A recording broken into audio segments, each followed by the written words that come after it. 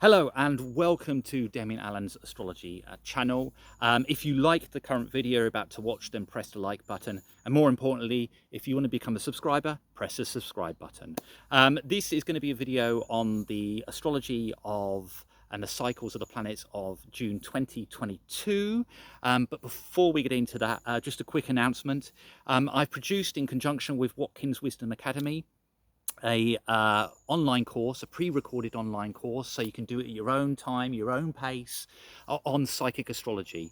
And it's fantastic because you've got rituals, meditations, visualizations that you do, plus there's extracts from my forthcoming book on psychic astrology that comes with the course. So what I'll do is, if you're interested, then there'll be a link on the description of this video, or alternatively just go to my website www.demianallan.com, and there'll be a link to go to the Watkins Wisdom Academy website where you can download the link for that particular course. It's really good, harnessing the power of the planets as well, and you can work at your own pace.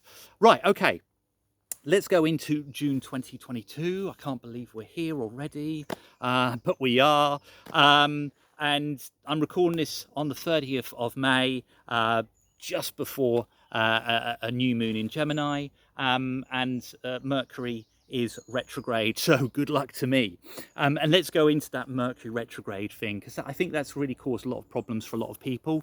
I mean, mainly I think because apart from when Mercury went into Taurus and it was squaring Saturn, when Mercury was in Gemini, it wasn't really hitting any other planets, so it was kind of out on its own. So if you're in a Mercury perfected year, or you've had issues certainly with your PC, your Mac, your phone, short distance travel, all those kind of things, that's really been the big case with this Mercury retrograde. It's actually been a bit of a nasty one for many people. Clients of mine have been reporting they found it very difficult. Now, I think a lot of this is to do with the fact that yes, Mercury is in its own sign, so it should operate, but as I said, I don't think, because it's been not hitting other planets in the sky apart from Saturn, there's a difficulty. Now, the good news is that on the 3rd of June at 9 o'clock in the morning GMT time, Mercury goes direct. Okay, it's in Taurus, and this would be really pleasing if you're born the last few days when the sun is in Taurus, Leo, Scorpion, Aquarius. You should be really pleased, because things will start to move forward. And for us all on a collective level, it's great, because we'll just find that things are a little bit smoother. Now, I have to say this, Mercury is still in, it's going to be a shadow period into the mid part of June. So if you are planning things forward, then there might be slight still delays, because that kind of hangover of the Mercury retrograde will still be about when it's in its shadow period. That's what it's like. But at least it's kind of moving forward. So that's really good. Now, on the 4th, we got Saturn. Saturn is in Aquarius, has been for a long time, a couple of years now.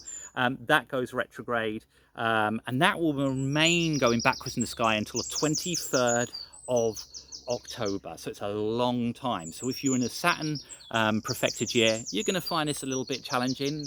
Maybe you have to work inner rather than outer. I think from a collective level, a lot of it is to do with the fact of what happened when Saturn went into Aquarius. It coincided with a lot of lockdown rules, social distancing, all the things that we've experienced. So I think what will happen is this retrograde will be the fallout from that. So that could be in the news, you know, what's the damage that's been done from those social distancing, those rules, those regulations, those limitations that we've all experienced. I think that's going to be a big thing that's going to take place.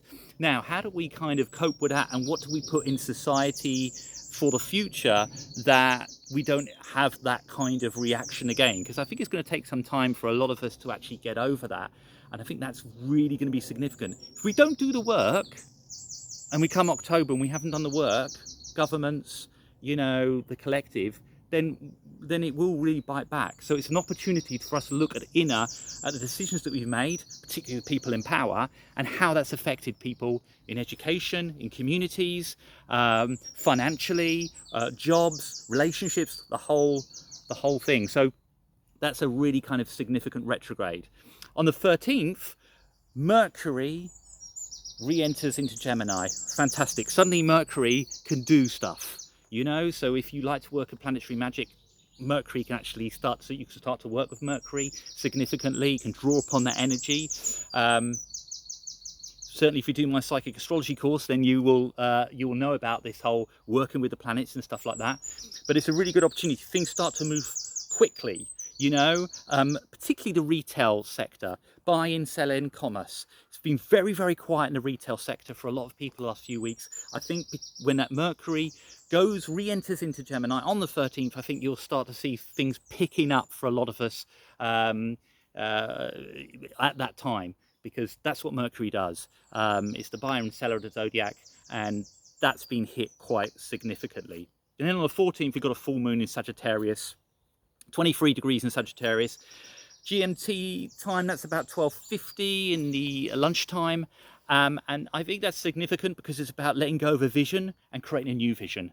And particularly if you're born under the astrological signs of Gemini, Virgo, Sagittarius, of course, and Pisces. It's about creating a new vision. What do you want? How do you want to be seen in the public arena? What is your vision for the future?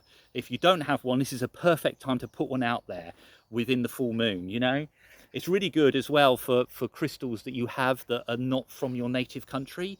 So there are other countries that they're from, to put them out in the full moon at that night to really harness that power. So that's a really good time on the 14th. Then on the 21st, we've got the summer solstice.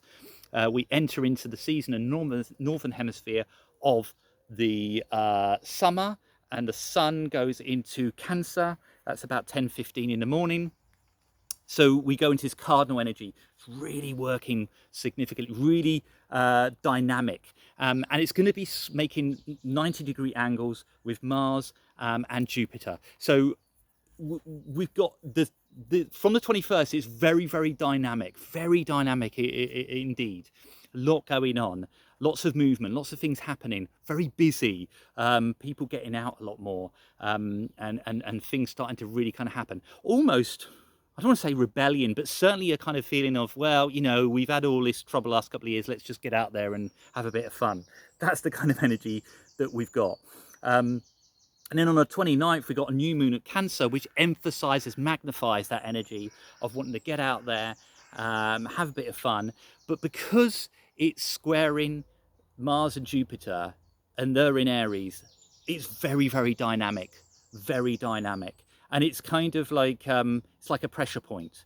So governments are going to find this very difficult to implement any rules. People are not going to be as receptive as they've been in the past, actually. So it's the collective taking a bit of ownership here as well. And it's to do with the individual and the family.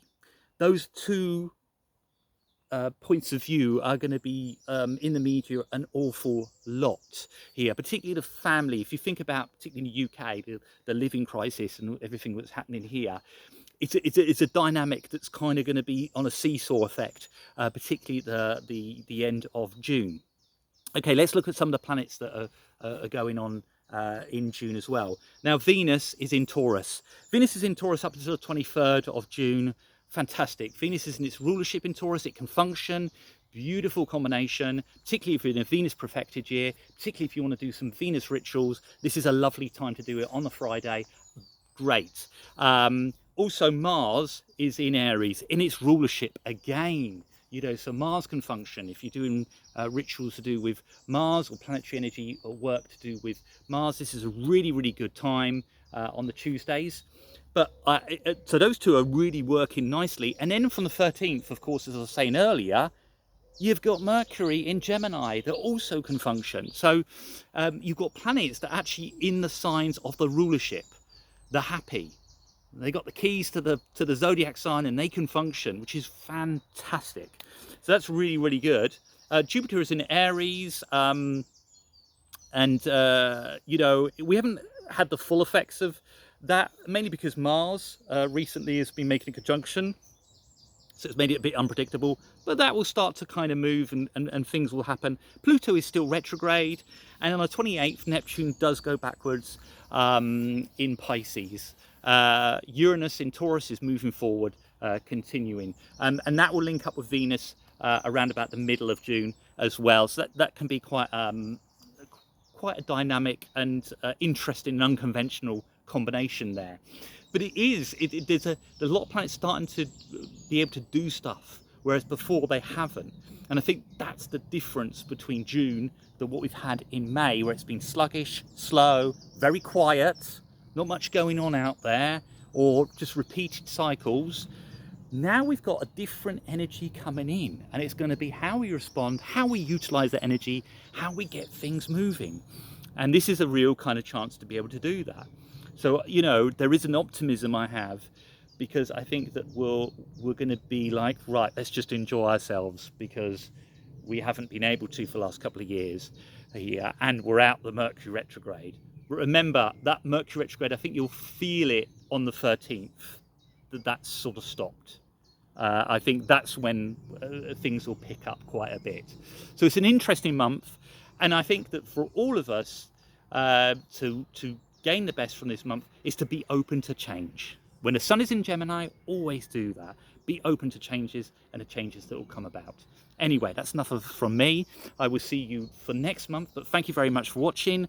Again, press the like button, press the subscribe button, and thank you very much for watching.